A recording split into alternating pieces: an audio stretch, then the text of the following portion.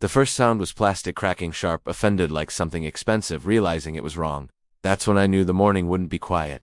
My land sits behind a manicured subdivision run by an HOA Karen who believed rules were directional, outward, never inward. For months, their board treated my service lane like a convenience ramp, not permission. Habit cones vanished. Gates got accidentally left open, and every complaint came back dressed as concern. Temporary access, community flow, just until construction ends. It never ended. I farm hay, heavy equipment, soft ground, buried history, which is why I locked the lane and posted weight limit signs in letters big enough to read from orbit. The HOA president Maribel Shaw smiled through them. She had a Lexus the color of polished bone, and a voice trained to say, "I'll escalate this," without moving her lips. The hook came on a clear Tuesday. No rain, no drama forecast. I was mending a fence when my phone buzzed. Motion alert. On screen, the Lexus rolled past the locked gates. Someone had clipped the chain. She crept forward, confident, too confident. The lane narrowed near the old irrigation pivot, a section I'd marked as restricted after the ground started breathing there. Years ago, a well collapsed beneath it, stable for tractors,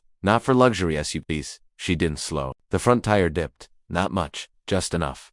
Then the earth sighed and took another inch. The car stopped. Reverse lights flared. Tires spun. That S. When the second corner dropped, and the Lexus tilted like it was bowing to the field, I walked over, calm, measured. "Cut the engine," I said. She didn't. She quoted bylaws instead. 2 HOA board members arrived in a pickup. Clean shoes, louder opinions. They argued property lines. I pointed to the markers. They argued urgency. The ground answered by swallowing half the rim. A tow truck came. Left another tried. Snapped a strap. By noon, the Lexus was resting on its frame, nose down, pride gone. Someone called the county. Someone else called a lawyer. No one called a surveyor because they already knew.